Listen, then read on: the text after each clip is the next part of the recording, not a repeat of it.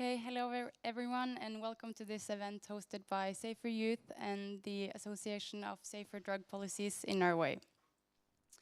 My name is Emma. I am an advisor in Safer Youth, and I will be guiding you through this tonight's program and discussions. First of all, we are very happy to see so many of you here and for showing interest in this important but often overlooked topic. Second, I would like to acknowledge the support from our local chapters, Safer Youth at the University of Oslo and Safer Drug Policies Oslo. Yeah, so our aim for tonight is to unpack the missing link between drug policy and climate justice. And by this, connect the dots between two global crises that are rarely discussed together. We will explore the consequences of the prohibitionist drug policy in the rainforest with the goal of opening up for a critical discussion in the intersection of these fields. We will especially look into how illegal cocoa cultivation and the global cocaine market drive deforestation and represent crucial barriers for effective climate action. The illegal economy and corrupt networks play a central role in this. And these are mechanisms that have huge impacts, not only for the biodiversity of the Amazonas forest, but also for the environment on a global level and on a societal level, including threats to indigenous people and disrupting communities. Well, thank you all for joining us here tonight. My name is 𝐩𝐫𝐫𝐻𝐫𝐿 and I am a volunteer with this Association for Safer Drug Policies. I'm a leader of the local chapter here in Oslo. Most of you might know the organization already, but for those of you who don't, the Association for Safer Drug Policies and Safer Youth work for evidence-based and humane drug policies, advocating for social justice, public health, and harm reduction. So, to navigate this complex landscape, we have experts from drug policy and law enforcement, environmental activism, and politics. So we will hear from Neil Woods, our key speaker from the UK, who is a board member of Pleym in the US and Europe, and also a founding member of, international Coalition, Drug Policy and Environmental Justice. Yes, thank you. Thank you. It's a bit long. I couldn't remember it. And together they will bring their perspectives together to unpack these complex issues. In line with our vision, this event is about seeking knowledge, promoting evidence-based policy, and fostering an open and honest conversation about an important and sometimes controversial topic. This is a critical discussion that deserves more attention in Norway, because we're a country that contributes significantly to rainforest conservation. The challenges posed today by the global cocaine market are large and complex, but we cannot turn our backs on them. So we hope that we can bring some new perspectives on the table and that you might get some new ideas or thoughts on this topic and how to solve it. Together, the presenters will help us unpack how global drug policy and environmental destruction are connected and what can be done to change it. We hope this evening will spark reflection, critical questions, and maybe new collaborations across movements between those fighting for social justice, public health, and environmental sustainability. I have been told there might come some opportunities for the audience to ask questions either during or after the presentations. So turn on or activate your minds and lean back and enjoy.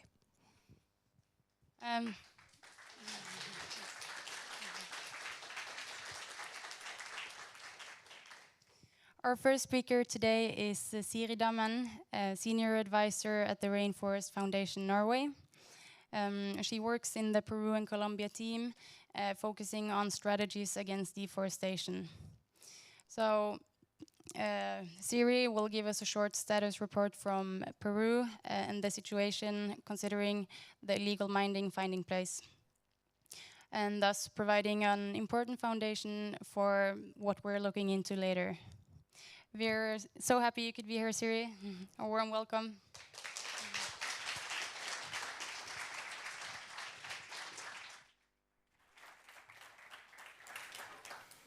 So, my name is Siri Damman, and I work for the organization, the Rainforest Foundation, not for the Norwegian Rainforest Initiative, just to make that clear.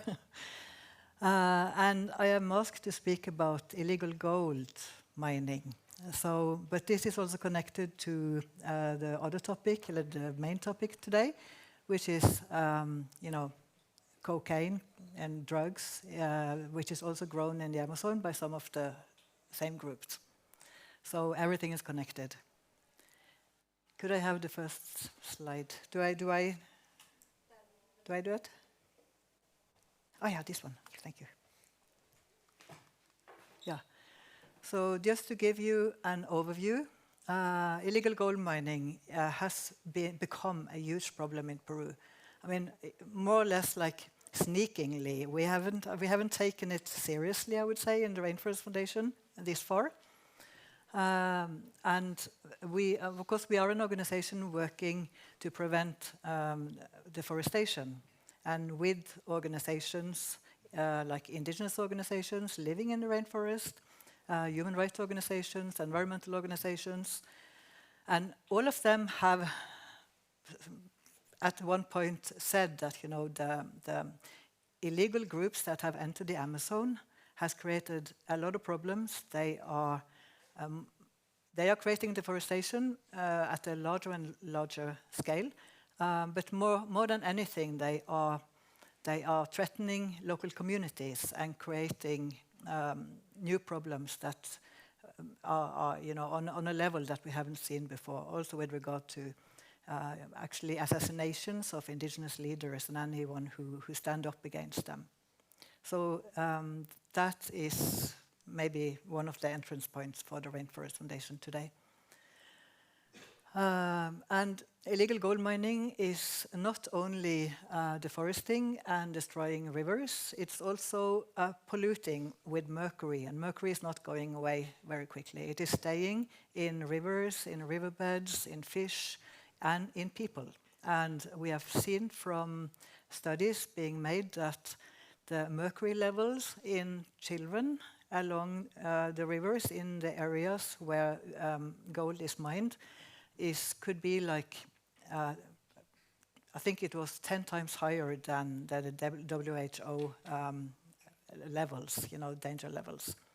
So, things are happening, and this mercury is accumulating in the body, so this is not getting better. Yeah. Sorry, I'll take that. In the north, in Peru, you see yellow dots. The yellow dots is gold mining on rivers. These gold mining operations are carried out to a large extent by illegal groups like ex-FARC guerrillas from Colombia and mafias from Brazil coming over. Brazil is, close to Peru, and the rivers are floating, through both countries, so it's very easy to get into the country, also from Colombia. In the south, you see some red areas. Those are the areas where gold mining has been going on for some time, but where gold is mined on land. And you will see examples of how that looks. This is a gold mining field in close to Rio Negro, and it becomes like a moon landscape, more or less, with a lot of mercury, and it's totally poisonous area. This is also invading gradually into indigenous land, because the gold miners don't respect indigenous territories. This is how it looks on the rivers. There are now over 1,000 gold mining operations on the rivers. You know, this is exploding. And every time one is removed, another one comes into the river and takes the place of the old one. So there are huge economic interests in this. And we see that this is driven by international capitalists, but illegal capitalists, which is something we really have to take into consideration. They are armed often, and they are dangerous. So why is this happening? We see that the gold price has gone steadily up for the last, I think, this is just from 2024, I think. Here, you could ask, why is the gold prices going up? And it has been linked to the insecurity, of the economic situation in the world, that investors invest in gold because it is a safe commodity. And now, I guess, the economic situation in the world is kind of insecure, and the demand for gold is high, which means that people are streaming into the Amazon. Also, people, poor people from the villages in Peru, from the Andes Mountains, are coming into the Amazon to mine for gold, and to earn a lot of money for themselves, of course. But this is illegal, but the government is not really responding. So here you see, I don't think you will see really that map that clearly for you, at least not the one sitting in the back. But these are illegal activities going on in Peru. The coca growing, mostly along the Andes Ridge, but also in other areas. The gold mining, as you see, the yellow dots in the north and in the south. There are areas where coca is transferred into coca paste, and there are illegal landing strips where everything is taken out of the country. And these landing strips are far into the Amazon rainforest, and often, so far away that people have to walk for many days to bring the coca paste from where it is made and until it is transported out. And these are huge quantities.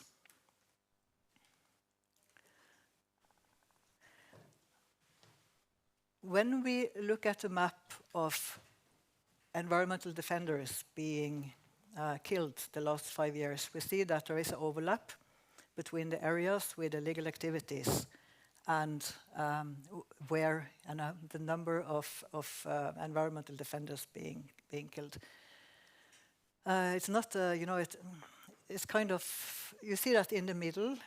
It is interesting that this is also the area where most of the illegal landing strips are, and where people might be assassinated, really, because they are standing up against illegal actors that are occupying their land. An indigenous leader would be contacted, and they will be asked, are you willing to let me give you so and so much money, a large amount of money, to let us operate on your land? And we will give you some time to decide, 2 days to decide, and we'll come back again. And if you are not willing to do it, face the consequences. So they don't really have a lot of choice. I want to show you a small movie that we made, me and a team, just in September. Because the Rainforest Foundation has not really been working with illegalities that much. We started a study in Peru and in Colombia, where we want to explore what are the mechanisms around gold and how it is affecting our partner organizations, indigenous more than anything in the rainforest, and what the RFN could do about illegal gold mining, which is maybe the main issue. How do we really work to stop illegal gold miners? I'm really hoping that we can discuss some of that today. What could be the way that RFN could actually make a difference? So you see the Tigre River up there. This is where the film was made. We went there because the villagers had blocked a river. They didn't want to let illegal gold miners go up and down the river because they went up and down to get fuel for the operations and in buying equipment in Iquitos. So they closed the river and said, we want it just to stop. We want the government to come and talk to us. We want clean water. We want the government to do something about illegal mining going on. This is poisoning our children. So this happened the 19th of August. They closed the river. We were there on the 20th of September. Nothing had happened, except some shooting, actually, between people who want to pass and the ones who are closing the river. And now we see that in the Nanay River, another group of communities have closed the river. So we are seeing now a confrontation, it seems, between local villagers, indigenous villagers who don't want the gold mining, and the gold miners, but also the government, and they want the government to react. So, the film is made by a man called Ivan Brehout, which is a journalist working on organized crime in Peru, and also Juan Luis Dammert, who is a researcher, and those are both part of our team. So, yeah, enjoy.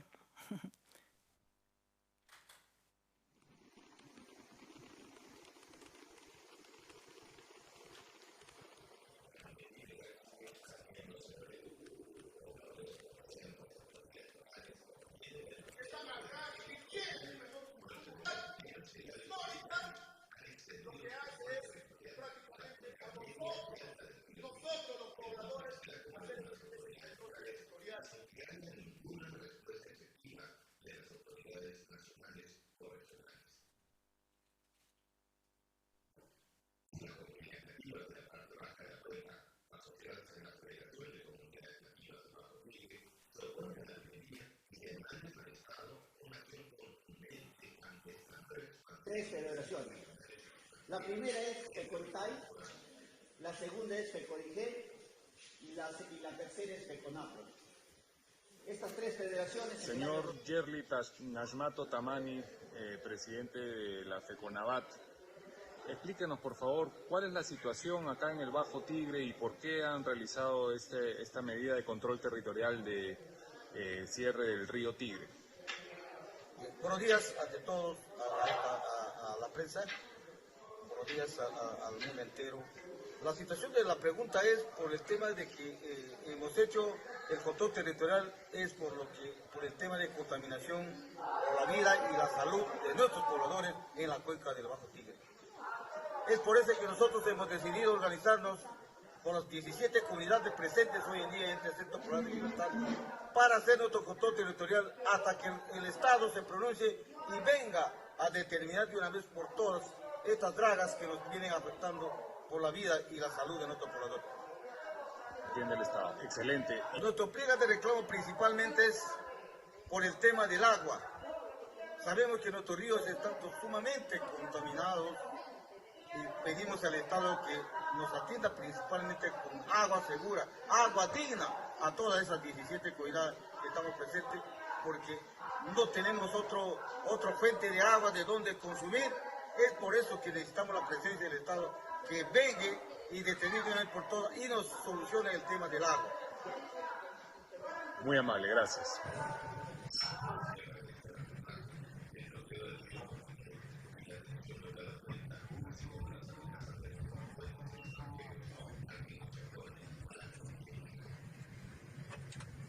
So that's it.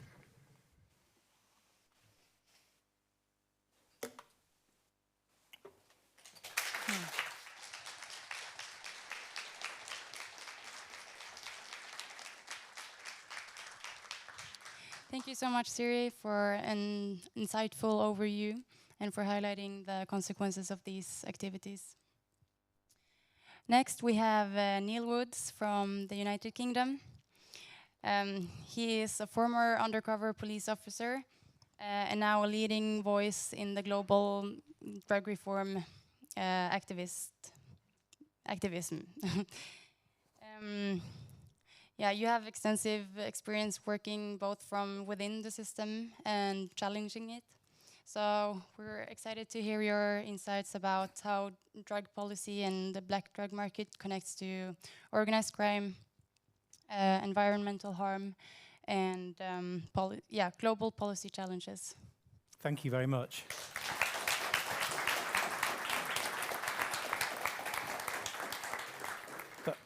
That was a great place to start from my perspective, because illegal gold mining, illegal fishing, and various other environmental crimes are an important part of what we need to look at for all of this.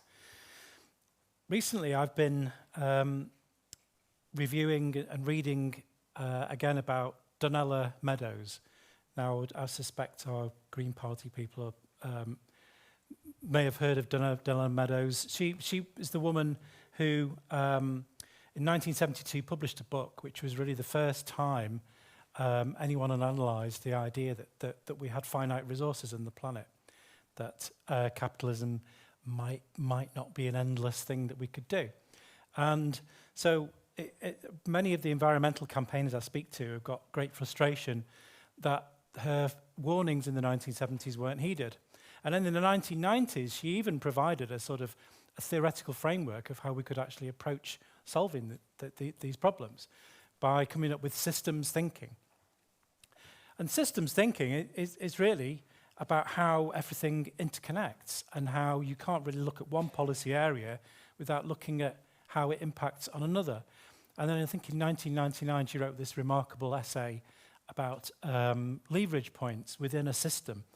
And one of the points that she made in that essay is that you should look, when you're talking about punishment and regulations, you should see who benefits from those punishments and regulations. And that's part of how we should see how systems function. Now, the reason I start talking about Donella Meadows on this topic is because she's a foundational person within the environmental movement. She's really important, and I admire her very much. But also, it sort of helps me explain to an audience why I'm apparently going off on some tangents, because I'll be saying some things today and you might be thinking, hang on, why is he telling us this? And if you find yourself wondering why I'm talking about certain topics, please bear with me, I'll get there. But if you kindly consider it from the Donella Meadows lens, that we need to be talking about systems.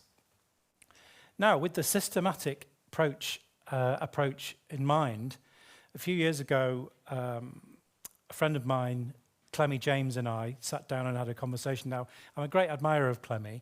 She has a history of being an environmental activist. She's actually got arrested for hijacking a coal train when she was at university, so go 𝐸𝐿. And she is a remarkable woman. She's brilliant, and she's just one of those intellectuals I love talking with. And we compared notes and really talked through some of the things that we've been observing and thinking. That's where the concept for the coalition that we formed came about. That there was a gap and a lack of understanding in how these two huge crises overlapped, and that actually in many ways they are the same crisis. Now, 𝐸𝐿's done more of the work than me. She's much better at networking and bringing people together than I am. But that is what she's done. And we have now over 100 people around the world. And we have, again, in a systems approach, we have multidisciplinary contributors to the coalition. We have geographers. We have academics. We have land defenders. We have indigenous people. You know, one of our key people is SOS Amazonia. We have all manner of people. And what I should also say is that we've found as the coalition's developed that actually us in the global north, and this is almost counterintuitive, because sometimes speaking about things in the global south feels like, have I got a right to talk about that? Really? Have I got a right to even have an opinion? Or should we just be bringing in the voices of indigenous people? Well, yeah, that's sort of true, but actually we have a responsibility in the global north, because many of the people who are part of the coalition, many of the people we talk to, cannot speak out, because if they do, they will be murdered. And so we are also, within the coalition, we take this responsibility of projecting the voices of those who have no voice and whose voices are who literally are at risk if they speak out. So that said, I should also say that because it's multidisciplinary, there are many aspects to this. There are so many aspects to this problem in this intersection. I'm not going to be able to cover all of these things today. Many of the questions, when we get questions, I might be able to answer, but some of them, I might be referring you to other people's work. And what I mean by that is we have a professor of geography from Ohio University who is a significant contributor to our work. We have various other disciplines. And I can give you a few examples of how this intersection works. So, for example, in a strictly law enforcement sense, if you destroy one coca plantation, what happens is another part of the rainforest is destroyed for another one.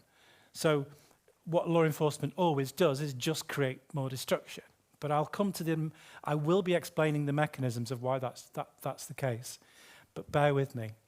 I think now the best thing I can probably do is to try and explain to you how I came to be obsessed with this topic. And I suppose the part of this intersection which I contribute the most to within the coalition, and that is an understanding of corruption.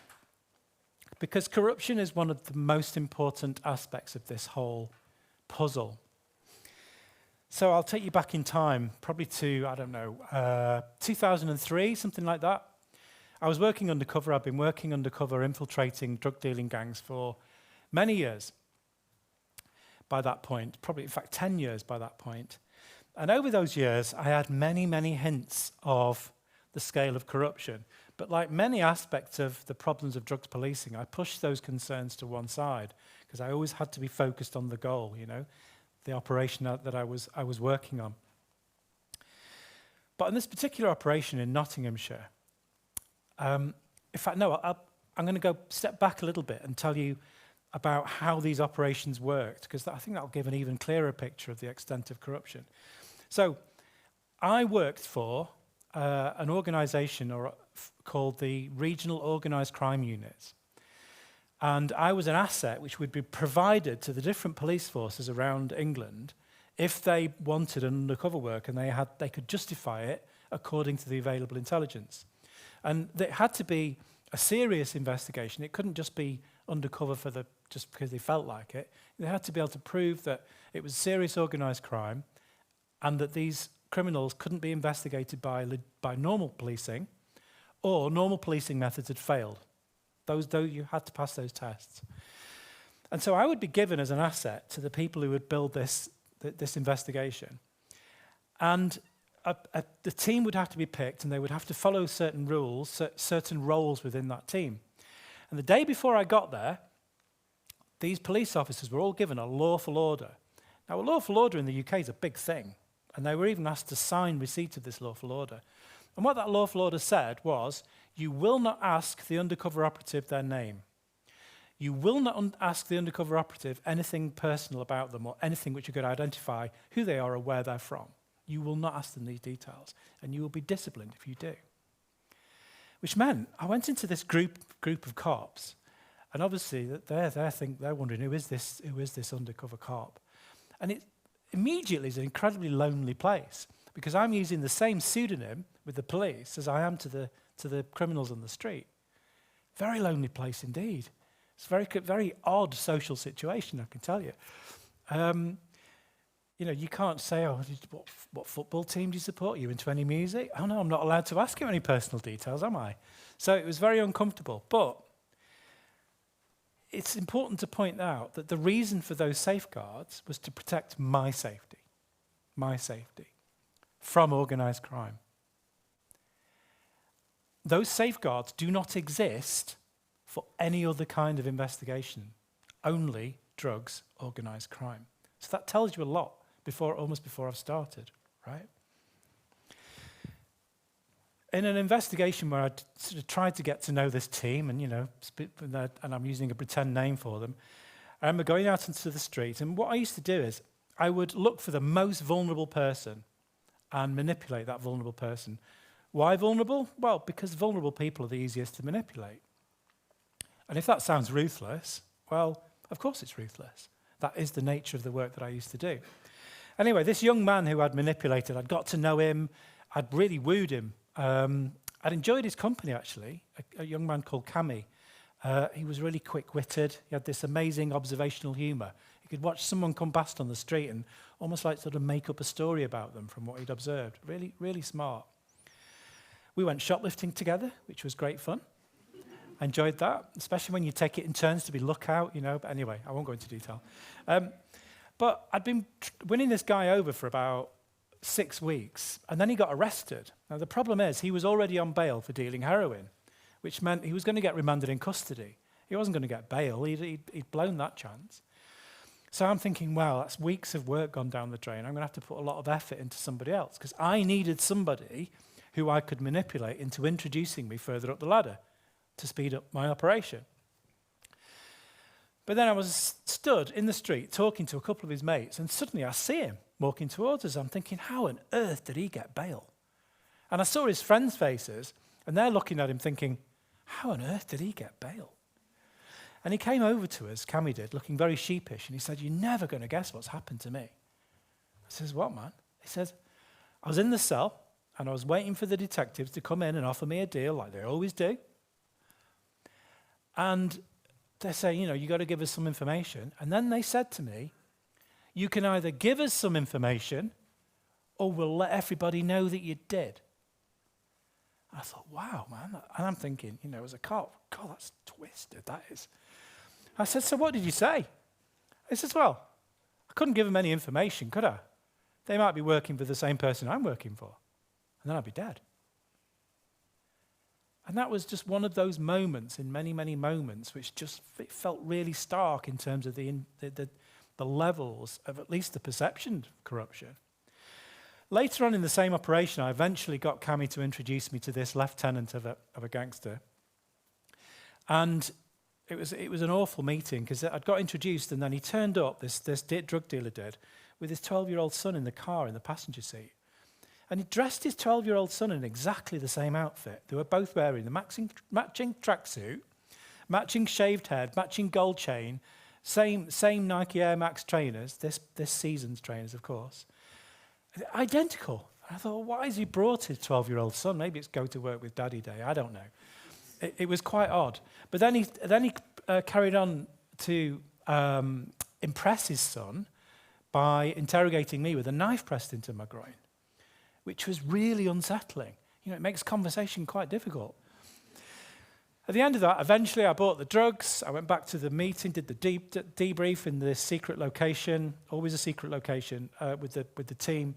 But I had to come back in the morning because I'd got another arrangement the next morning. So I came back to find in the morning that two new police officers were here. Now, as I've just explained to you the way things work, this was a breach of the rules. These people should have been vetted. They should have been, you know, brought in at the beginning. This is meant to be run like a terrorist cell with nothing coming in or out, and suddenly we've got 2 new cops. I was a bit freaked out, and it's because 2 people had gone off sick from the team. So I met the first one, shook his hand, no problem. Shook the hand of the second one, and the hairs just went up on the back of my neck. This guy was wrong. I did not trust him. So I went to the senior investigating officer for the operation and said, look, boss, there is no way I'm going out on the streets today knowing that guy knows what I'm doing. Just no way, I'm not doing it. End of operation if you're going to make me. And he said, oh, it's fine. This shouldn't have happened anyway. It was a breach of the rules. I'm sorry, I've made a mistake. They've not been in the briefing. They don't know why they're here. It's fine. I'll get rid of them. We'll run short-staffed and the problem's over. I was reassured. I carried on. Finished the operation months later. There was 56 people arrested, all sorts of drugs seized, all sorts of things, loads of cash, guns, the usual thing. 12 months later, when the main gangster for that operation was arrested, it turned out that the police officer I'd taken an exception to was an employee of 𝐝𝐿𝐴, the gangster that I'd been trying to get close to. And it actually turned out he'd got closer to my inner circle than I had to his, by a long way. But he wasn't a police officer corrupted while he was in the job. He was paid to join the police. And he was paid £2,000 a month on top of his police wages, plus bonuses for good information. In the debrief for that, when the dust settled, because it was a big event, one senior covert police officer said to me, look, 𝐝𝐫𝐶, we know this happens. Of course this happens. We know it does. With this much money involved, how can it not happen? With this much money involved, how can it not happen? But it's not just the money. It's not just the value in the market that causes the corruption or accelerates the corruption. So bear with me. I've just got another story to try and bring this into focus for you. Another year, I gave up undercover policing for a while. I was finding it too emotionally taxing because when 𝐝𝐞𝐼 was in custody, he ended up being on suicide watch because of my betrayal of him. So that was difficult for me to deal with, and I did give up undercover work for a while. But then one of the people from 𝐝𝐫𝐶, the organisation I work for, phoned me and said, look, we need you to do this job because these gangsters are even worse than the last. These are using sexual violence to collect their drug debts. They're just incredible. We need to stop them. And he's talking about an infamous gang from the UK called the Burger Bar Boys, who just a few months before had murdered 2 young women. The main target for the operation had murdered 7 different people. They were significant players, so I felt duty-bound to go back into the work. Now, and during the operation, actually, every single day I felt like my life was in danger. It was extraordinary. I went into it. I know in retrospect I already had PTSD, but this was going to be layered on top. But I kept working because I believed in the cause. After 7 months of that operation, I'd been stripped at gunpoint at one point. Been convinced I was going to die on multiple occasions. I remember in the secret location looking at the whiteboards where all of the investigation was spread out. And if you've ever seen a police drama where you've got these boards and photographs and lines between them and stuff, it's exactly like that. It is exactly like that. I remember looking at the whiteboards and looking at this and the names listed. I'm thinking, wow, this is incredible. This is the biggest job I've done. This is just going to sweep the city clean. It really is. We've got evidence against 96 people, the 6 main gangsters, and 90 of their people, all of the people who were doing the cash, wrapping up and sealing the heroin and crack. Amazing. There was hundreds of police brought in from 5 different police forces surrounding. Enormous operation. And then when the dust had settled, the intelligence officer, the person part of the cell that covered intelligence, he was tasked with keeping his ear to the ground as to the impact of the operation. And he said to me afterwards, yep, we managed to interrupt the drug supply for a full 2 hours. Wow, okay. 2 hours. And, in review, the amount of times I thought I was going to die, all of the resources, the hundreds of police. What futility, right?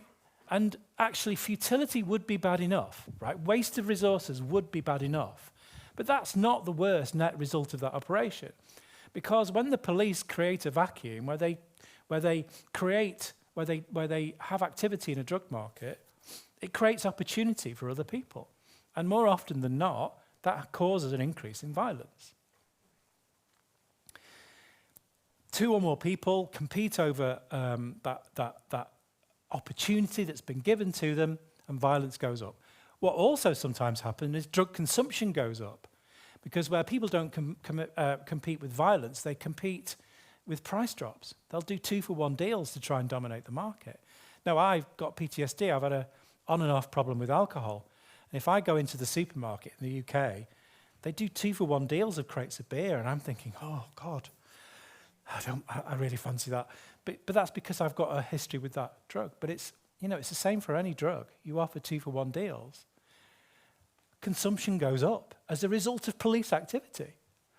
We also know that overdoses go up. From evidence from Brown's University last year, that police activity in the drug market actually increases overdoses. But that's not the important part of what I need to explain to you today. The important point is that no matter that police activity, the size of the market stays the same. And this is the important point, one of the important points I'd like you to remember today. The size of the market stays the same, or actually we know it's constantly growing. Each commodity, the markets tend to be growing. Overall, the drug markets are growing. None of that activity reduces the size of the market, and we need to start thinking in these economic terms. That's the system, the economic side of this systems thinking that we need to be concentrating on. But a net result of policing over time is not just the violence increasing, but it's also the fact that we've created a monopolization or a system of cooperation between organized crime.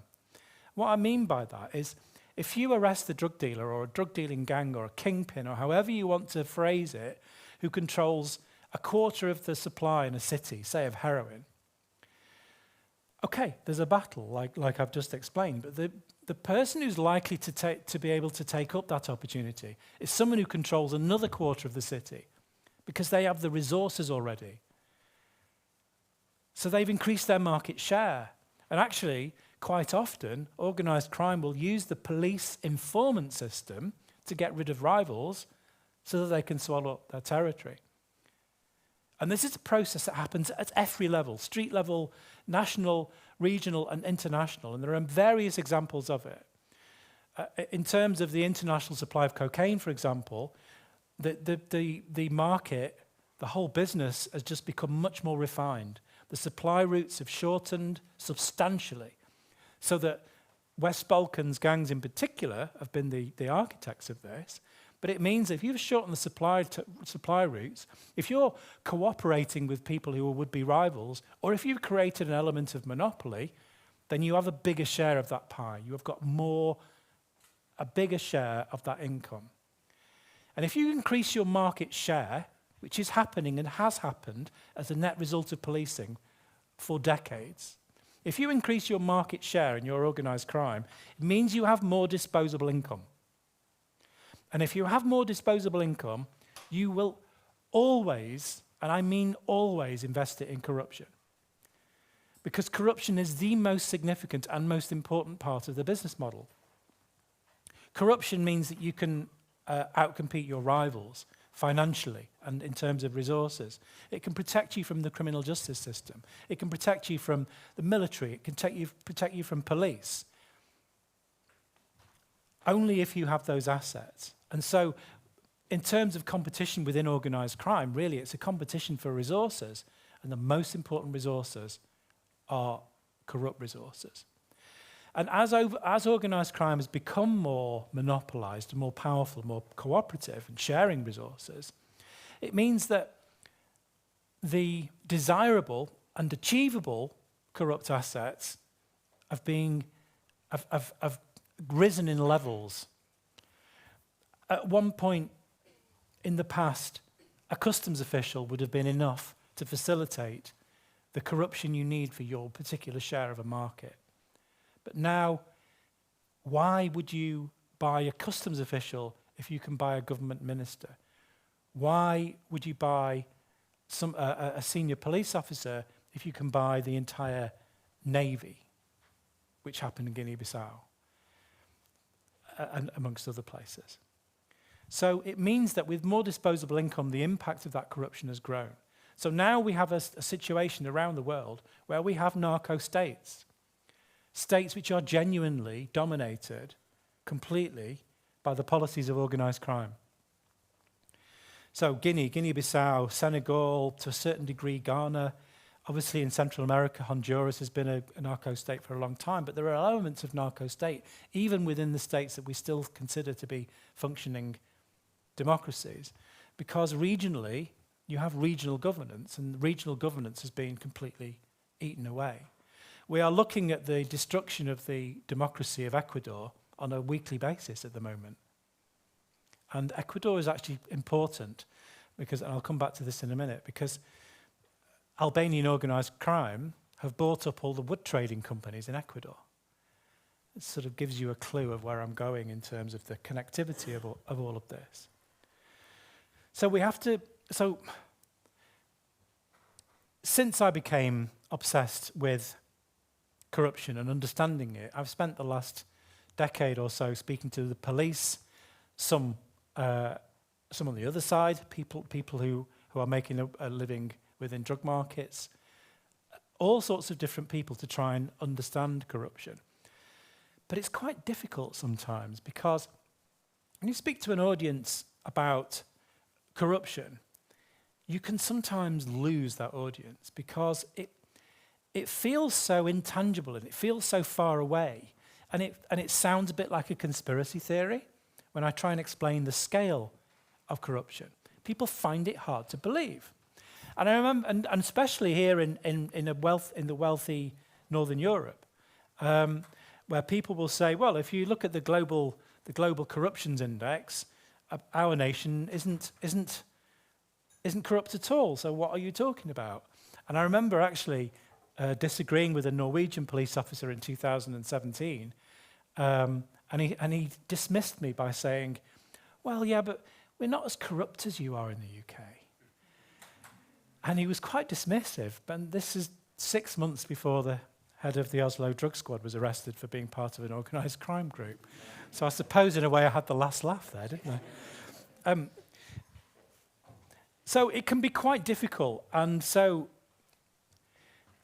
I feel the need to emphasise an understanding of how we can make this extent of this corruption believable. Okay. So that senior police officer, when we discussed that infiltration by organised crime that he had, he said, well, we know this happens. Of course we know this happens. With this much money involved, how can it not happen? Well, yeah, so I've had that message from senior cops all over the world. And this is a really frustrating thing for me, because senior cops know damn fine the extent of the corruption, but they're not telling the public. And why would the police not tell the public the extent of the threat of corruption? Well, there's a political knot here, there's a conundrum, because home ministers who are responsible for crime and stability in a country will tell their police leaders what they expect from their police leaders. And the number one thing that police leaders have to do is maintain public confidence. It's the number one thing, politically, because nothing else happens unless you maintain that confidence. So that is the police leader's first job, which creates some real political confusion, which means that they're not going to start telling the public, oh my God, the threat of organised crime, corruption is a big threat to our democracy, because that might undermine policing confidence. But really, I think it would be helpful if we were honest about this. You know, it's a stumbling block in our democracy that our public servants have this secrecy policy. So that's one aspect of this puzzle. But we need to think, because that senior cop said to me, with this much money involved, well, let's talk about what the money is then. Taken together, the drug markets are the 4th or 5th biggest business in the world. It's bigger than textiles. Now, many environmental activists have disagreed with me and said, well, look, we haven't got time for this because the biggest business that's causing the problem is oil. And they corrupt political institutions by paying the politicians off, etc. Yeah, well, yeah, of course that's true. But don't forget, a business that's as big as the drug markets, where does that money go? It's not just hidden away. It doesn't mean you're going to find it through investigation, because corruption is going to stop you. And organised crime have got more resources than police, significantly more. So it's interconnected anyway. But at least with legal businesses, there is some level of regulation, which means you have some kind of political engagement. You can have a legitimate legal conversation. You can challenge them publicly. You can try and win political allies to change those regulations. How do you do that with cocaine? There's no legitimate way of even talking to the people making it. Regulation. Only through regulation do we have a chance of getting any kind of control of this. Now, I'm really pleased that gold mining has been brought into this, because there's an important part of this puzzle to understand is how the economics of these different illicit economies interact. Now, the opposition to what we say at the Coalition, people who monitor crime but from a very conservative standpoint, do not like the idea of singling out the drug market separate from the other illicit economies. They don't like it, because they are wedded generally to a prohibitionist, moralizing approach. They don't want it separated. And in fact, many police officers have said to me, well, look, if you took the drug markets away from organised crime, they're gangsters, they're bad people, they're still going to do bad things. There's lots of other gangster shit they can do. But that's a misunderstanding about crime, because crime isn't caused by criminals. It's not. It's caused by opportunity. And the greatest opportunity in the history of mankind for crime is prohibition. Or as Ian Fleming called it, prohibition is the mother of crime. And where that plays into the illicit economies is this. So the National Crime Agency in the UK and various other crime monitoring agencies around the world make this point. And in fact, the National Crime Agency even published this point in their strategic assessment document, that the money from the drug markets is routinely reinvested into other forms of organised criminality. It's routinely reinvested. Now, another way of phrasing that is that the drug markets are the investment bank for organised crime. It allows them to invest in other crimes. It makes those other crimes possible. So if you take the drug markets away from organised crime, you cripple them twice. You take their biggest wealth away from them, but you're also preventing them reinvesting that wealth into other things, into other criminal ventures. So you cripple them so they don't have as much power of reinvestment, right? But there's another interaction here, and think systems again. There's another interaction that's really important. There is a huge amount of money in gold mining. There's a huge amount of money even in the illegal fishing, the logging, the land grabbing, the illegal cattle ranching, all of these environmental crimes are happening. There's enormous amount of money in those, but there isn't enough money in each of those things to corrupt an entire nation, to corrupt governance. When I refer to narco-states, which I know is an unfortunate phrase, but it's still accurate, it's narco-states. It's not illegal fishing states. It's not gold mining states. These are not illicit economies which are enough to corrupt an entire nation in of itself. Collectively, the GDP of just the Mexican cartels, not the Brazilian or the Gulf or the Colombian, just the Mexican cartels, their GDP is greater than any individual West African nation. That's power. That's power, and it's reinvested into other forms of criminality. It's not just the investment. If you haven't got the money, you can't reinvest it. If you have, we all know in this capitalist world, people with the most money, they just make more money because they've got the money to start with, right? But it's not just the money. It's the fact that with the illicit drug markets, once you've captured the governance, it makes all of your other crimes cheap. It makes all of your other crimes more possible. Because if you've corrupted a customs official, or if you've corrupted entire region's customs by, and I loved your point about the threats as well as the carrot and the stick, that's important to understand with corruption. If you've corrupted an entire area's governance with your financial clout and your military threats, then that means apart from your cocaine smuggling, apart from your facilitation of deforestation, your reinvestment in drug money into logging, apart from all of those things, you've made them cheaper, and you can do what you like because you own that. You now own that. You can trade in animal parts. You can do what you want. So the point I'm trying to make is that the cancer at the center of these systems that prevents a systematic approach, that prevents these leverage points that Donella Meadows would want us to concentrate on, is prohibition. It prevents any activity. And then, of course, there is the response. Now, one of our members is, he runs a land defenders team for Global Witness. And Global Witness's input has been really useful to understand what's happening on the ground with indigenous people, with land grabbing, etc. But the work that they do in trying to highlight what's happening is sometimes backfired because there's been a sort of growing journalistic fervour to celebrate the efforts of people, indigenous people defending their land, the sort of vigilantism and this sort of celebrating that people are getting armed. And there's been articles in The Guardian, various press, celebrating this. Look at these brave defenders of their land against organised crime. And there's almost a subtext that send them some more AK-47s.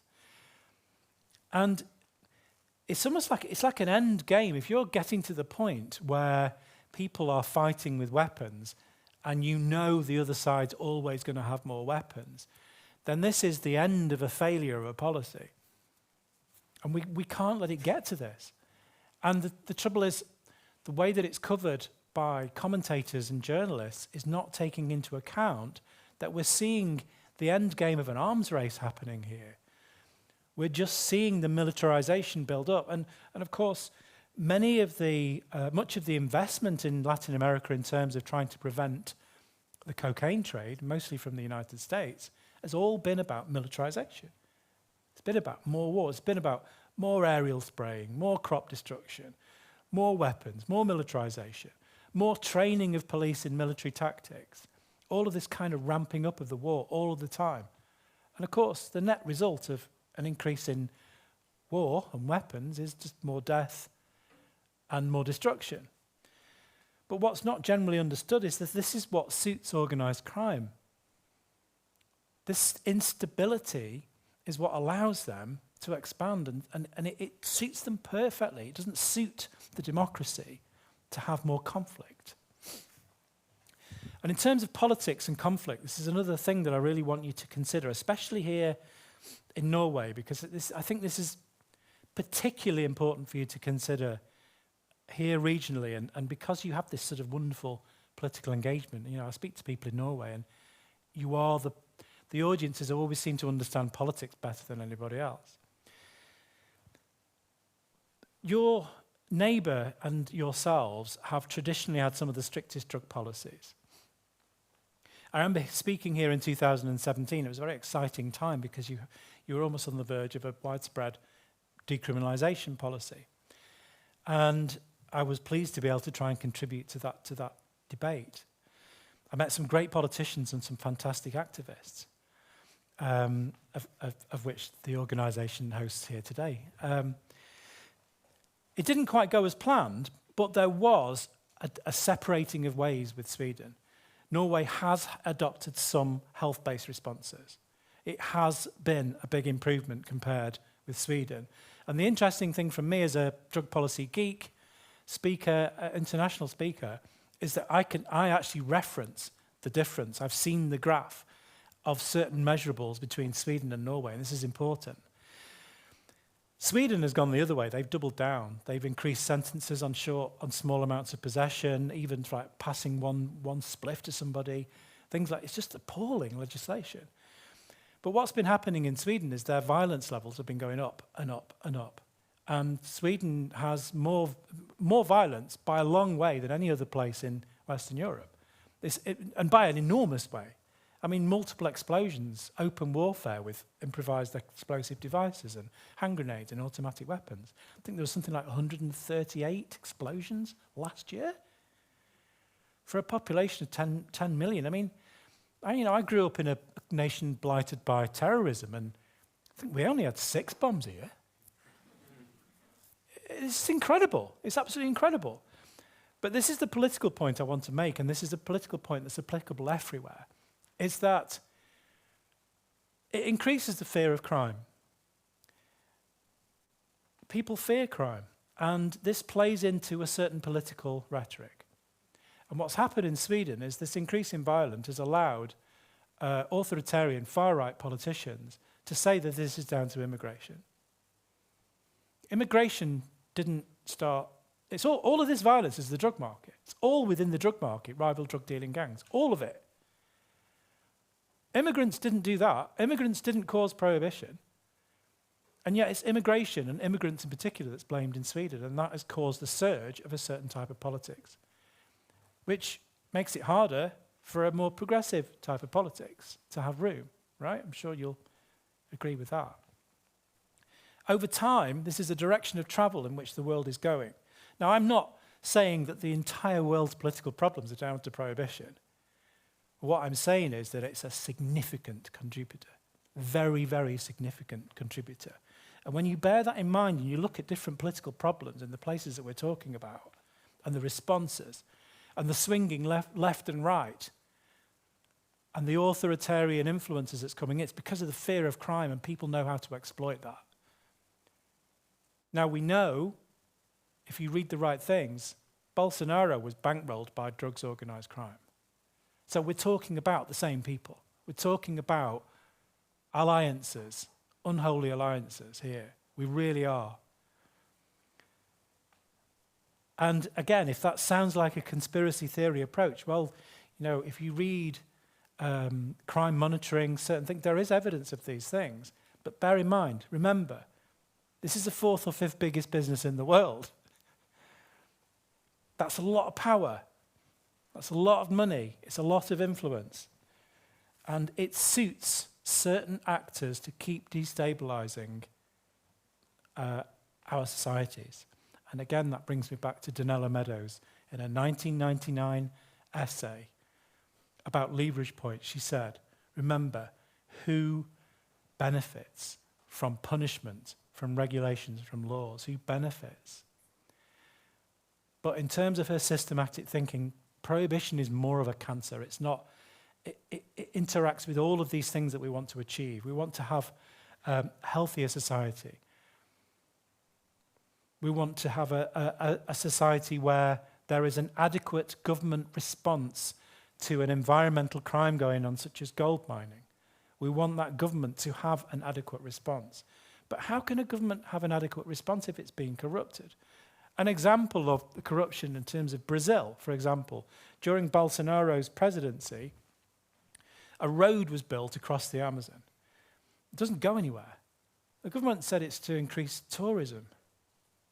There's no tourists using that road. That road, using government money, is only for cocaine and wood trafficking. That's all it's used for. That's all it was built for. And so when the disaster of the floods happened in Brazil, there was no money. It had been spent on a cocaine road. That's how high this corruption goes. That's the extent of it.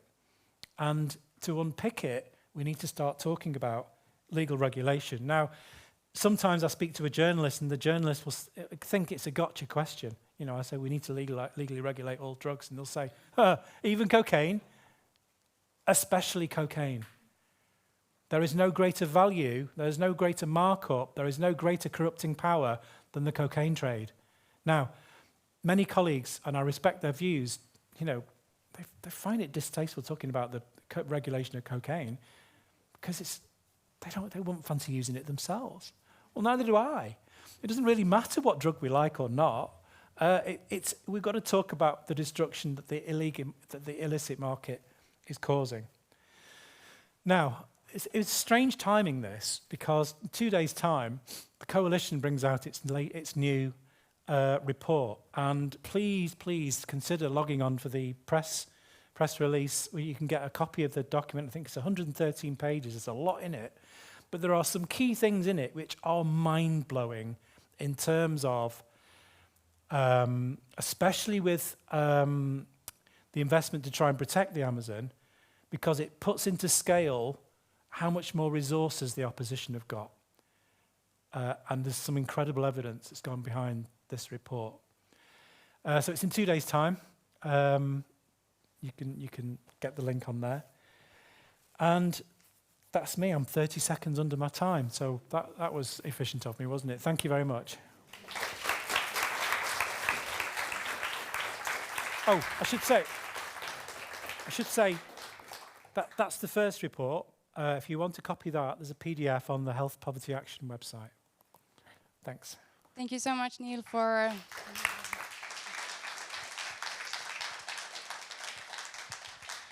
Thank you for sharing your knowledge and for being here. It's really, really interesting. And yeah, I would also like to add that your last report has been an important source of inspiration for us.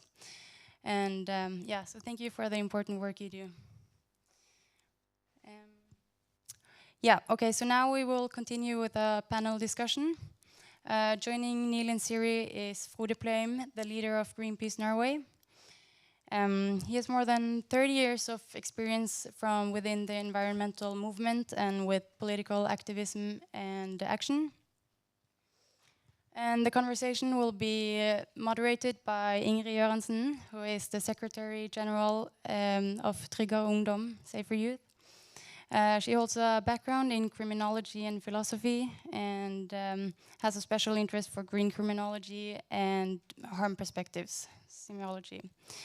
So they will have an open conversation about the dilemmas that are raised and get into what can be done, what can policymakers, activists, and civil society do to break these unbreak these hidden links, and yeah, what can be done? Okay, so welcome to the panel.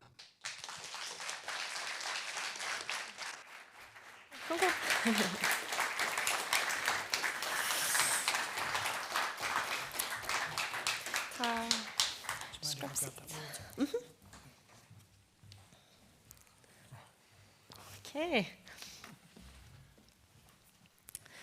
Thank you, everyone. Stolen your water, there you go. Oh. Thank you, everyone. Thank you so much, Siri. Thank you so much, Neil, for your insightful presentations. And welcome, Frode. I'm very happy that you could join us as well. I think we should just jump right in.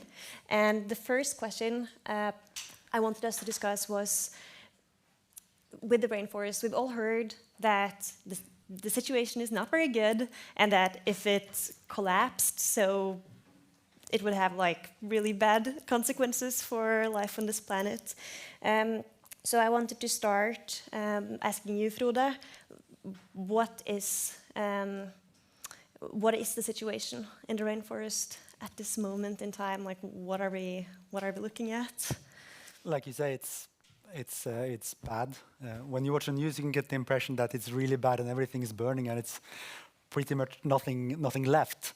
But in fact, 80% is left. But then consider these are enormous masses of land, and the 20% that has disappeared pretty much the last 50 years, with 10% only the last 20 to 25 years. So at this rate, we might be looking at a loss of the rainforest, anything in between 30 to 50% by 2050. And not only that, 20% is gone. 40% of what is left is, to some extent, affected, so like gradually affected. And the impact of that is that we are very fast approaching what the scientists called the tipping point. And the tipping point could reach us already at a 25% loss of the rainforest. And knowing that the Amazon is a massive carbon sink, and we are facing a fast heating planet, that's really bad news. And in that sense, I completely agree with what you pointed to, Neil, that cocaine indeed is a climate issue. Cocaine is like failing to address the cocaine as a climate issue. It's failing to address climate justice issues. Siri, could you explain to us what the tipping point that Frode was talking about is? And also, could you add something about what would happen if we reach this tipping point? What would the consequences be for life on this planet? Well, the tipping point, I mean, Frode, you can also, if there is, if I don't say it, correctly, because you are probably the expert here. I'm working on deforestation, but not so much on the politics side. But the tipping point, that is where the forests start to, how do you say, more carbon is coming out of the forest than what is going into the forest. And that could happen, with temperature rises, forest is becoming more dry and it burns more quickly, easier. A healthy rainforest doesn't burn because it's moist, right?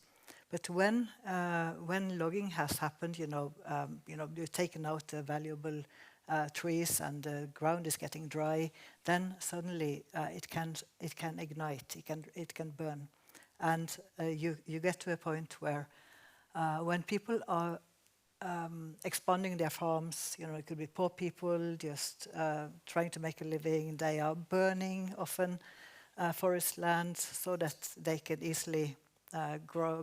Because of the ashes, they're more fertile. It's easier to grow there. All those activities, like in small patches in the forest, is making it more vulnerable to reach the tipping point. And this is happening. When you look at the rainforest, from afar, you see a green, fertile, wonderful place, right? But if you zoom in and look at it, more in detail, maybe with Google Maps, or if you have the possibility to see it, more closely, you will see that there are roads going through, under the forest. There are patches of agricultural land. There are people who, occupied land and put their cattle there, to claim it. And there are a lot of also coca fields, actually, if you zoom in various areas. So the rainforest is being, how do you say, undermined through a lot of activities by a lot of people who are in there, and many of them are actually, illegal actors of the various kind, who come in through the rivers often. So, as we've heard, the rainforest is in serious trouble, and it's important that we make steps towards saving it. When Neil was talking, he was suggesting that the way to dismantle some of the shadow economy is by dismantling the cocaine markets. And specifically, you suggested regulating coca products and cocaine. At the same time, we have to recognize that cocaine is a very harmful and risky substance.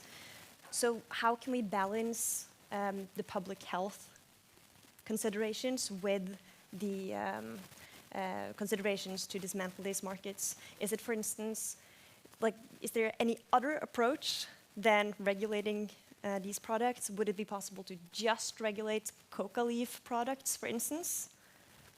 Yeah, well, there is plenty of evidence that where a weaker version of a drug is available, people tend to prefer the weaker drug. And that's the same for many things. People prefer beer than strong spirits, generally.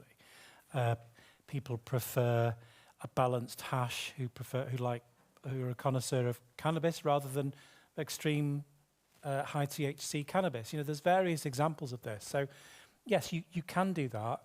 And by careful regulation, you can make coca drinks available. You have different levels of the use of the coca plant. It's traditionally, but back in just before alcohol prohibition in America, the Temperance Society of America were actually recommending a cocaine tonic as a healthy alternative to alcohol for those people, because they see it as safe, so it's just safer than alcohol.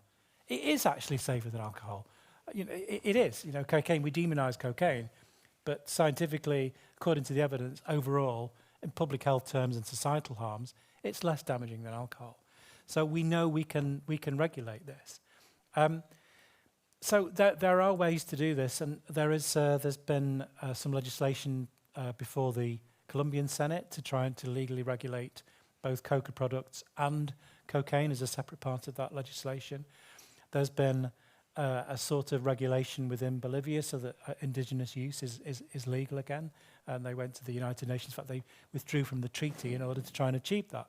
So we know that things can happen, but it's difficult. And change of legislation internationally, although things are changing at the UN level and regional and international level in various countries, things are changing, not happening fast enough for the planet. So we're also going to have to try and think about what does harm reduction within the drug market look like. And there are some examples of of treating organised crime entities as diplomatic entities. Like, for example, there's a history in Colombia of negotiation with the FARC. The Colombian government now, Petro's been on record as saying we need to talk to organised crime.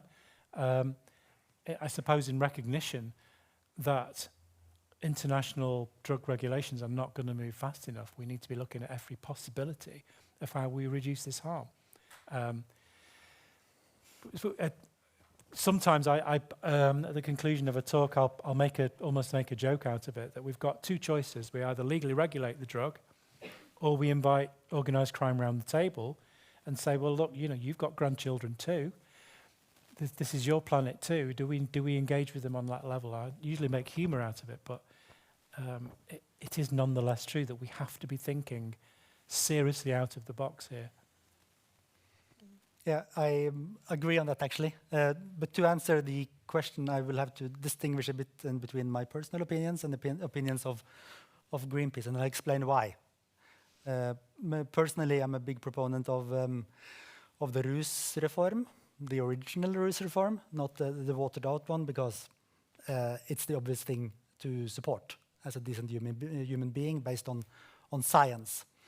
When it comes to cocaine as a climate issue, Greenpeace completely agrees. It is.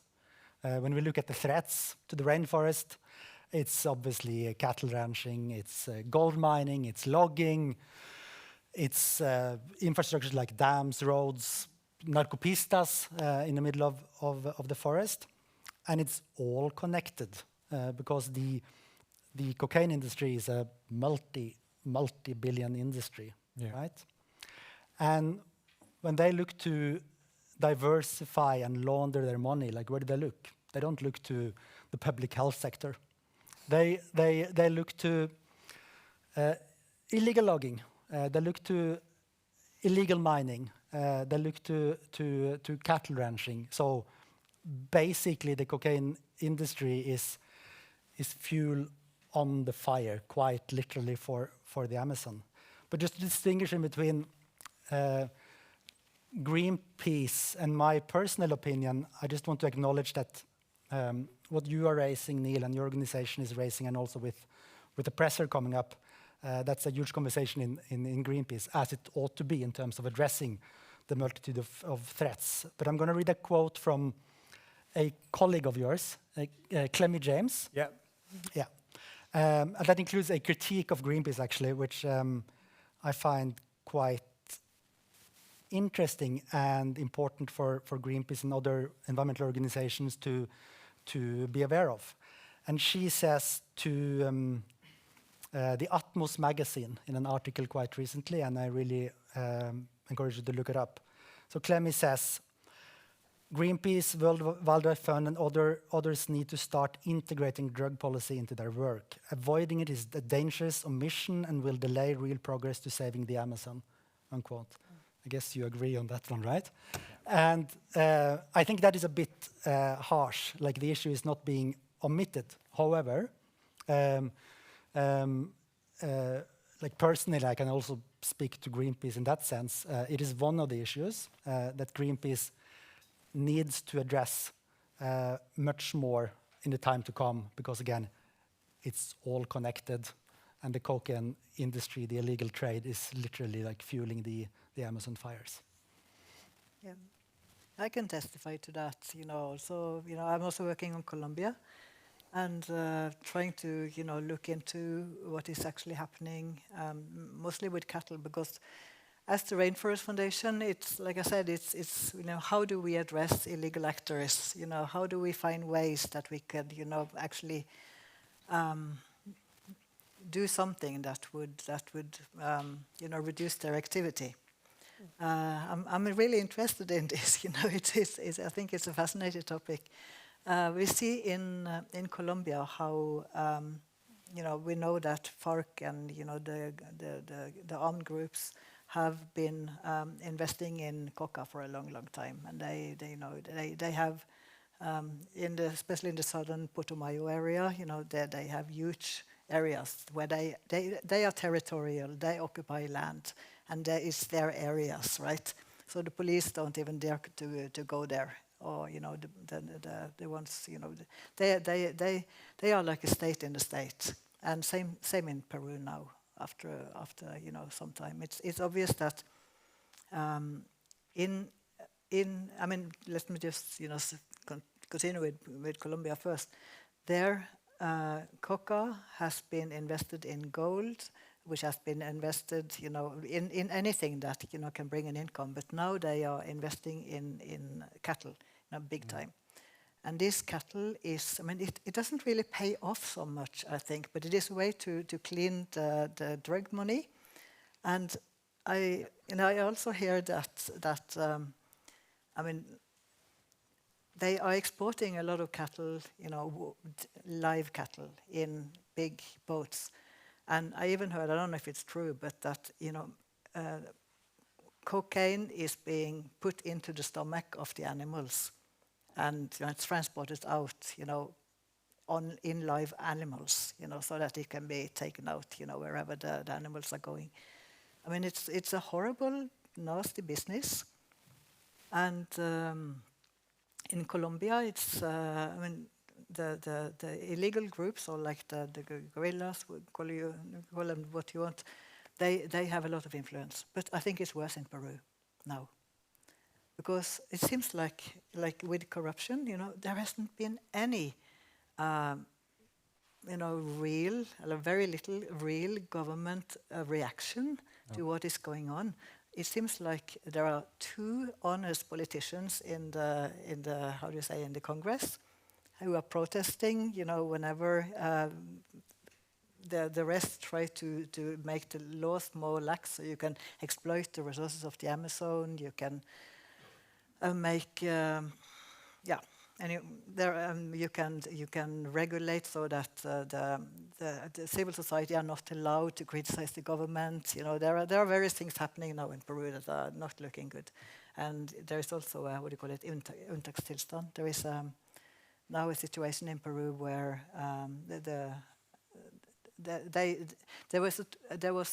was demonstration in Lima just a week ago or so, and young people were on the street saying that they are tired of crime, they are tired of corruption, and they want it to stop. So it has reached Lima, but it is because the young people are tired of seeing all the crime. So like you say, I mean, people are reacting due to the crime, and something has happened politically. It seems like the right-wing party, is now, gaining a lot of support due to this. So you get the feeling that someone is pulling the strings there, and it doesn't look good. And now Trump is, of course, also not helping with his politics. Anyway. A long answer, sorry. Yeah, no, it's very interesting. So, although this debate is quite new here in the global north, countries in the global south, as you just mentioned, have been grappling with this problem for quite a while, and they've also been suggesting new ways of dealing with it. For instance, as Neil referenced, the president of Colombia, or at least in 2020, they presented a bill trying to regulate coca.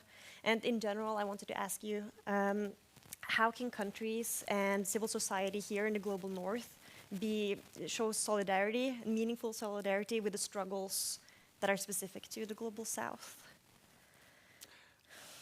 With what you're doing and starting today, having this debate, and you being in the audience, because what we saw with the 𝐝𝐫𝐲𝐡 reform and the years ahead of that is it took this country so long to have a common sense, scientifically based debate. And we're not quite there, because we do have opinions from huge political parties that are basically not making any sense when it comes to the 𝐝𝐲𝐡 reform needed. However, we have come a long way in a few years, right? We need that on this field also, and we particularly need it in the global north, and we particularly need it in Norway, given the financial muscle Norway represents, with the huge aid we are providing. We are the rainforest initiatives. And having that scientific debate in Norway, like raising this higher on the agenda, I think is also quite helpful to showing solidarity to countries actually affected by the cocaine trade and the actions needed to address it properly. Yeah, I would say I agree. You know, we need to. I mean, in Norway, it seems like we might seem political. I think you said that, but at the same time, it seems like we are also civil society. We are a bit, how do you say? We are not being so critical as we might be. I think often. So it's really good that you also bringing up these kind of discussions to bring this hopefully up to a level where it can be discussed in Norway.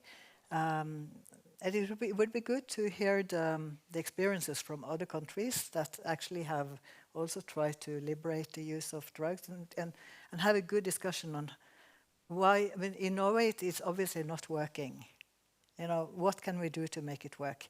I mean, the Rainforest Foundation doesn't have any politics or any opinion about drugs, except that we are trying to find out how to deal with it in countries like Peru. But I really like your ideas, and I think it is as a private person, I think that it's really worth trying new ways of addressing this, but also working on the public in Norway. I mean, we have a lot of money. We can actually, contribute a lot to international, both aid, environmental protection, and also I hope to maybe be an example. Who knows, for other countries with regard to the way we deal with our problems. I think, I echo the suggestion that this is a good start. This is the way to do it, having this sort of open debate. But I think what we need to be doing in the global north is demanding honesty and demanding evidence to what is declared and stated publicly. So the general public is misled every day where police declare a success or that your border controls declare a huge success with an enormous amount of cocaine. And there's always a world record, isn't there? There's always a record. It's the biggest seizure since the last one, and that was the biggest since the one before. It's always getting bigger seizures, and it's celebrated as a success, which is a ridiculous irony, because if your seizures are constantly getting bigger, surely that's evidence of failure. And we know that the market's constantly growing, and yet we're still managing to seize a percentage of it. We need honesty. We need honesty from law enforcement. If law enforcement are saying the seizures had an impact, well, tell us what the impact is. Prove it to us. Prove it to us. Because despite all these record seizures, in the last measurable 12-month period, the cocaine supply, available supply of cocaine in the world, has gone up by 35% in a 12-month period. 35%. The wholesale price of the coca leaf is down 70% in a 12-month period. That's an incredible amount of increase of supply. That is a market which is unaffected by law enforcement. And law enforcement leaders generally know that they're not having any impact on the market at all. But what they're doing is trying to maintain public confidence by doing what they believe the public has tasked them to do. So we need to challenge that point of communication. We need to ask for honesty. Look at the context, look at the actual facts, the evidence. Because if we can break down that tradition of constantly lying about this and constantly celebrating a seizure, like anyone's gone without their drug of choice today because you've seized a few tons of cocaine. It's ridiculous. And now, the abundance of cocaine has got to a point now that actually, if a cartel sends you a delivery and it gets intercepted, they say, fine, we'll just send another one. It's not even paid for. No one's losing out. They've just written it off as built-in business losses, which aren't actually very big losses because the supply chains have got so short. It's nothing to them, nothing at all. And we need to be honest about that. And once we start being honest about that aspect of this, it will be far, far easier to talk about evidence-based solutions. I love the fact that you quoted 𝐸𝐫𝐻𝐢𝐨𝐧, by the way. Just to clarify that probably follows from a conversation the two of us had with someone from Greenpeace in the UK. I'm not going to name them because that would be rude. But they said to us both, look, we've spent decades trying to shed our hippie image, and now you want to start us talking about drugs. It's a quote. That's a quote. It's a paraphrase, but it's a quote. And so I love Greenpeace, don't get me wrong. I think what you do is fantastic. But I just want to point out that Amnesty International 18 months ago adopted an official policy which they press released that they were adopting legal regulation as their policy to tackle human rights. And that has made a massive, massive difference to the human rights conversation that we can have as policy activists. It's made my job easier to talk with politicians about human rights because Amnesty's done that.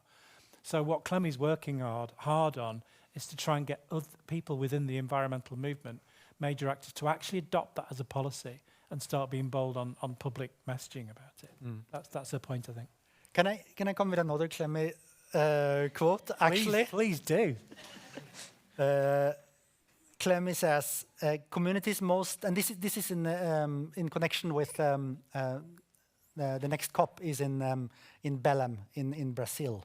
Basically, it's the gateway to the Amazon. Like it's the exit point for a lot of the illegal cocaine trade. And with regards to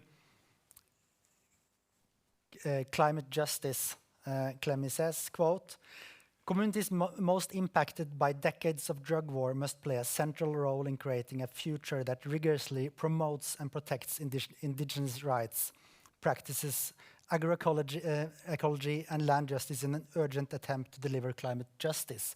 And what is climate justice? Well, I can tell you one thing where I'm proud of what Greenpeace has done, and that has to do with Palestine. And I know many people here is a part of that movement in Norway. Does the Palestinian movement at the moment have anything to do with climate? No, of course not.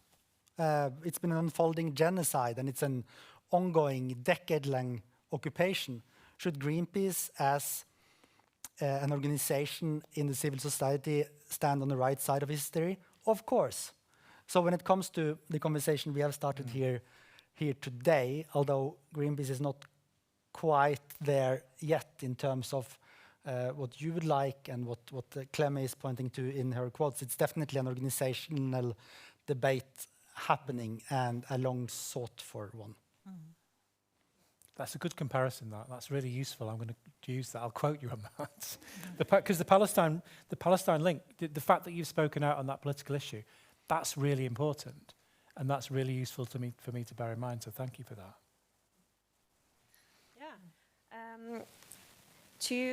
Like earlier, we were talking a little bit about how Norway has positioned itself when it comes to rainforest conservation as an important actor. And we're one of the countries funding rainforest conservation the most, I think, especially in comparison to how many people that live in Norway and so on and so forth.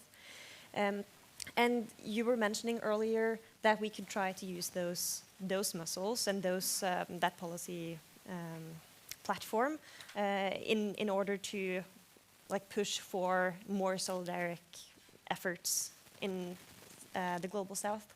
But I was wondering, do you have any ideas on how that?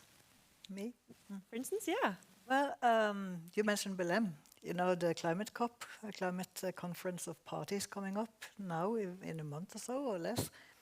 I mean, I am not going there, and I'm not quite, I don't know the agenda that well, but I think that actually this should be on the agenda on the climate COP. And also, yeah, exactly, yeah. And also the biodiversity COP, I guess. I mean, and the meeting also, there is this gathering of Amazon countries called 𝐻𝐫𝐿𝐻𝐿, it's called in Spanish. It's an association of Amazon countries. And they have stated that they would like to at least look at deforestation and issues related to, I think also drugs, illegalities. I don't know exactly how they are planning to approach it, but I think this discussion should absolutely also be part of the meetings the Amazon countries are having on how they are going to deal with the problems related to deforestation.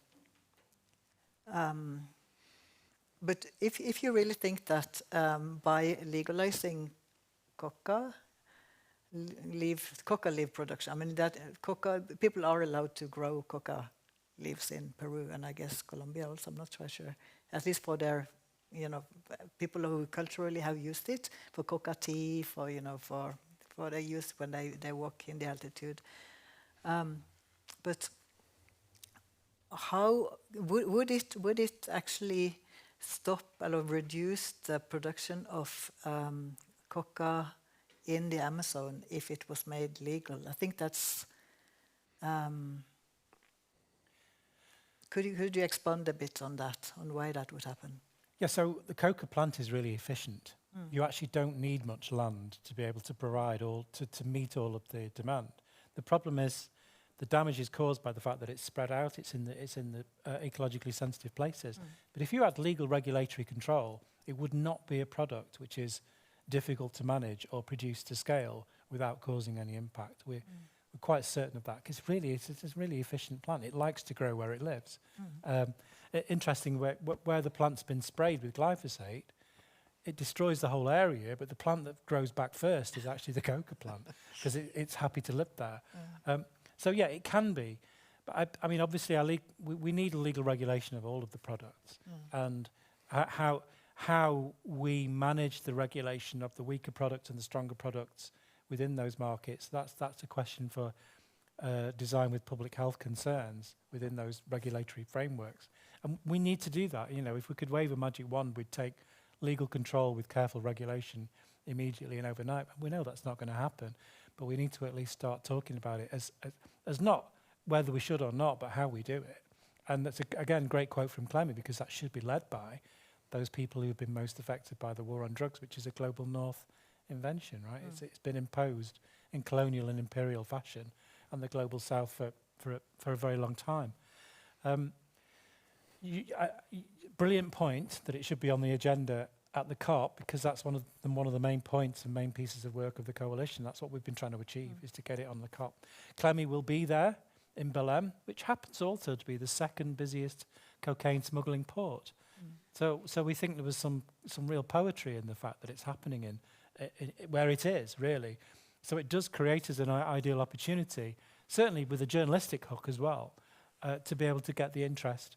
So our team there, and I should give a shout out as well to our Brazilian coordinator, Rebecca Lira, who's one of the main authors behind that report, which will come out in 2 days. And she's been coordinating all of the work in Brazil. We have got some incredible people working very hard, and Rebecca is fabulous. A couple of points, and then a suggestion for a collaboration coming out of this session. I don't know how much land it takes to grow cocoa leaves. What I do know is that these illegal airstrips of the cocaine industry, since it's illegal, is often further away in the pristine rainforest. So it carves more land up open. So it amplifies the negative development. And the other problem is, of course, back to the main point, that where do they launder their money? They launder their money in existing industries, throwing gasoline on the fire. So that's the main problem with something being illegal. And what I would suggest, and maybe like you, Siri, and I could go back to our respective organizations, is that ahead of COP, it could be a joint debate article in a tier 1 Norwegian newspaper with a message from our organizations on why this is important and a call for action. I don't think we can agree on everything at this point, right? But the main point, the main message in terms of how dangerous this industry is and the problems with it being illegal, I think we could address together and be an important signal ahead of the COP. Great idea. Hopefully Clemmy will like it as well. Yeah. Yeah, thank you. It's a great idea. I think the last question probably that we'll have time for in this panel is about exploring a little bit why hasn't this been called to attention before? Why has drug policy been doing its own thing over here and then the climate and environment movement been doing its own thing over here and not been talking about this issue even though it's like it's happening square in the rainforest? Also, I'm not sure how it is with other illicit activity.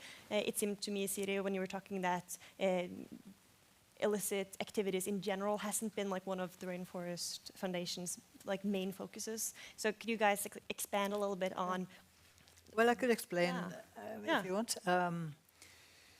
The way the Rainforest Foundation work is that we contribute the way we can to the titling of indigenous lands, and that is, and also life plans, so that they manage their territories sustainable.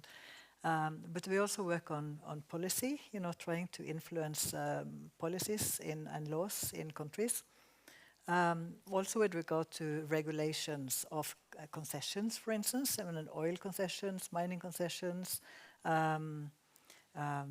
different kind of drivers of deforestation. We are all the time working with partners in the countries where we are established to help push for politics, laws that are protecting the rainforest and protecting the areas, the territories of the people who live there, and also corridors that protect indigenous peoples in voluntary isolation, which is also, huge areas in Peru and Brazil, by the way. But for us, so far, it has been easier to, because the state take on responsibility for actually, following its own laws, right? So you can hold the government accountable for overlooking that they should protect this area and that is in the law. You can point it out and use lawyers, the organization we work with, to confront the government in court, right? Or like the ministry that is behind that. And we can also do the same with kind of legal commercial actors that are deforesting illegally, or corrupt forest officials that are signing on papers that they're receiving logs from a protected area and they are mixing it with the logs that are legal logs and they are exporting it. There is a lot of information like that our partners are able to provide, and we can use that to hold the government accountable and holding companies accountable. But it's much more difficult to hold. How do we use that method with regard to illegal groups that are coming in from the borders of other countries, who are establishing themselves in the Amazon, far away from police, far away from government regulations, so they can actually, start like a mini state of their own, and they are corrupting local leaders, like you said, they are corrupting anyone who would be able to stop them. And they have so much money that they corrupt them in Peru. I would guess they are corrupting the whole Congress and police and Marines and everyone that could threaten them, right? So I'm just grappling with how could the Rainforest Foundation, in an effective way, make a strategy that could reduce deforestation and human rights abuses from these illegal actors. On what level could we work? Could we, for instance, track the gold that is exported out of Peru, and follow the gold, follow who is investing in the gold, hold the banks accountable, the Norwegian pension fund accountable, the users, the end users of gold, film stars, whatever. Do you really want to wear this gold? Do you know what it has contributed to? Campaigns against the users could also be. Or holding countries accountable for using gold as equity for their currency.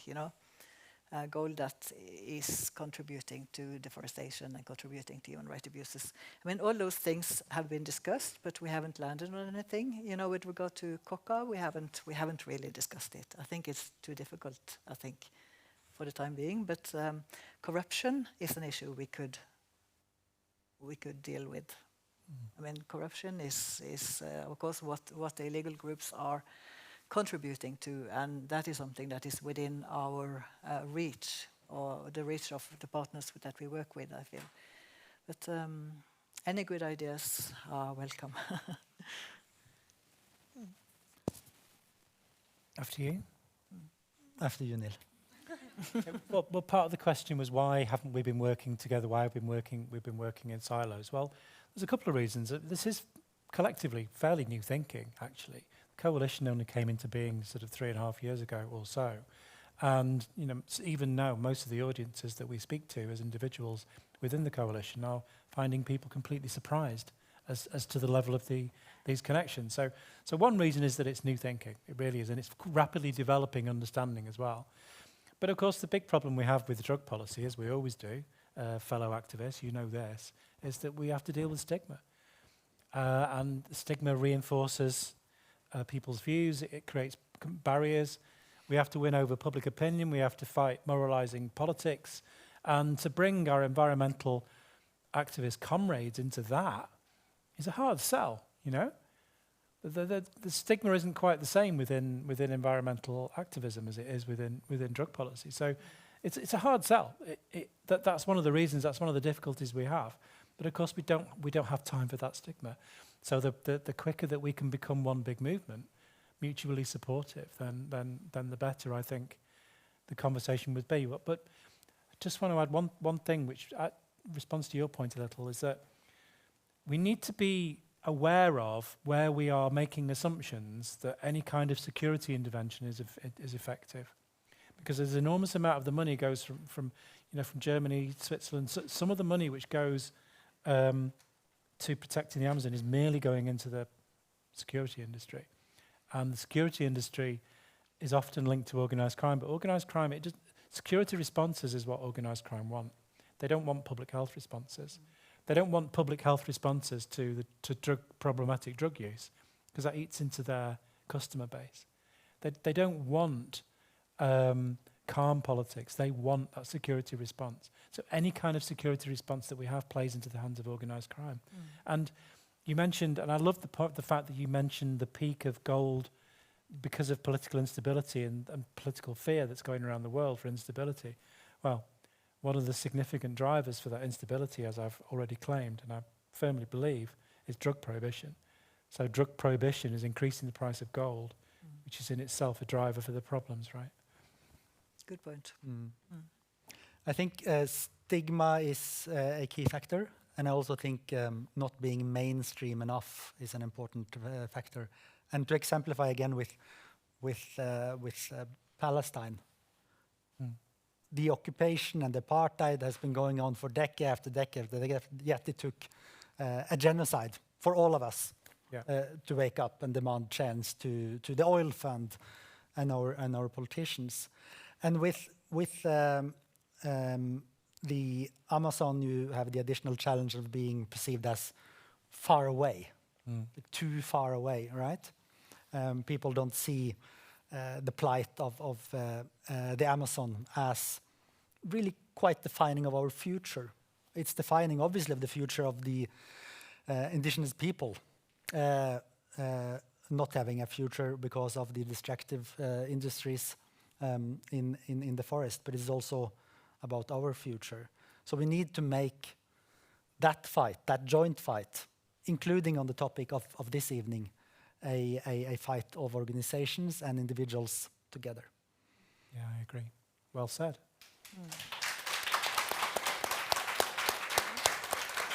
Sjokoladen. Okay, I think that was all we had time for today. We have a little gift for our panelists, some chocolate. Here you Thank go. you. Thank you so much for joining us. This Fabulous. was really great. Another applause, please. Okay. You can come on.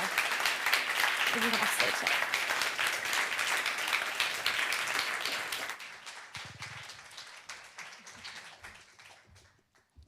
Thank you so much for sharing your valuable perspectives and reflections. I think we all can learn something from what have been said today. So to close the evening, we will have a comment by Kristoffer Robin Haug from the Green Party in Norway. Yes, we're a bit short on time, so we're excited to hear what you think. Thank you very much.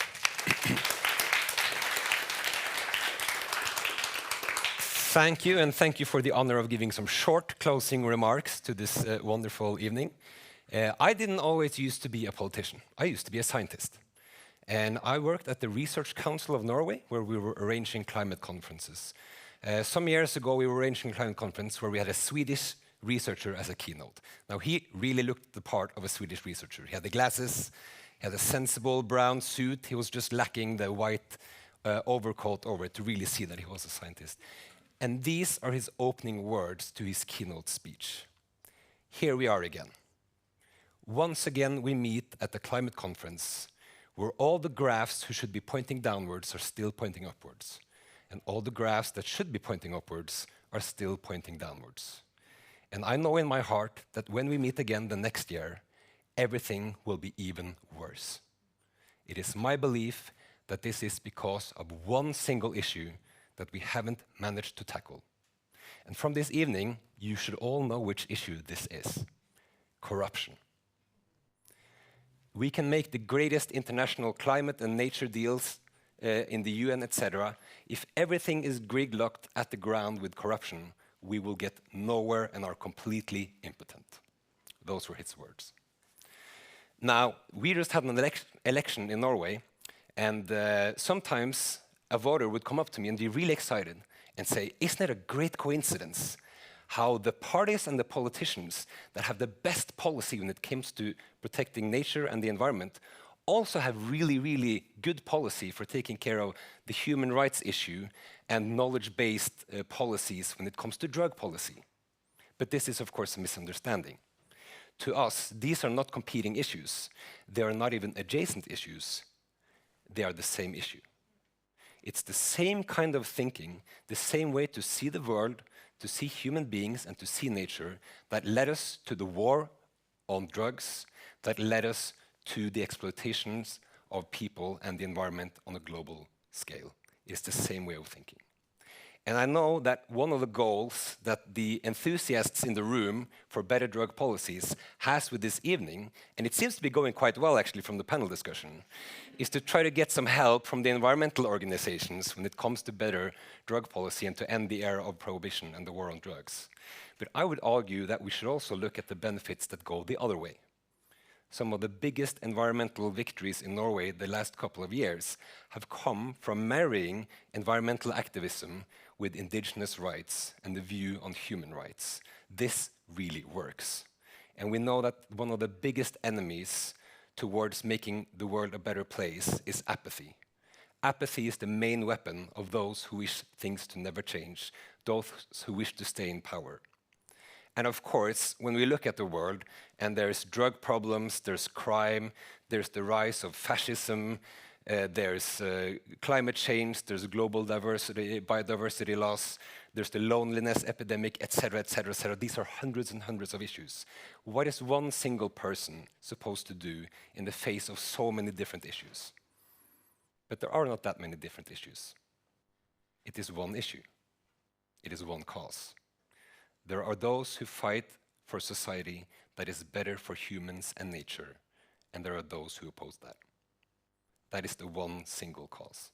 And I believe that if we can unite all our different banners under that one single cause, we will take a huge load of the minds of all the people who want to make the world a better place, but who are pulled in all different directions. They are not different directions. This is the one direction. It is the one cause. And I think tonight we've actually taken one more step towards winning that fight if we do that fight together. Thank you very much.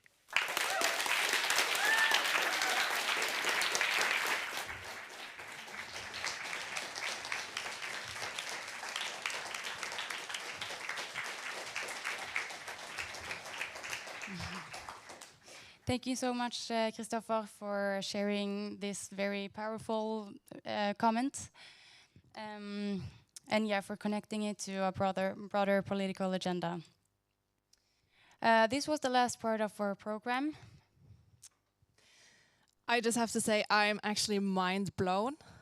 I'm extremely concerned, but I'm also really inspired.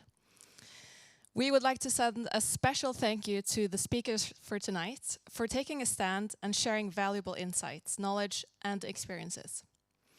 As mentioned, we know that this can be a controversial and uncomfortable topic for many reasons, and there are no straightforward and easy solutions. And I actually just have to add, it can seem like an utopic thing to regulate other drugs than alcohol and nicotine. But in Switzerland, in Bern, the capital of Switzerland, I believe that politicians has actually voted yes to a pilot project for regulating cocaine.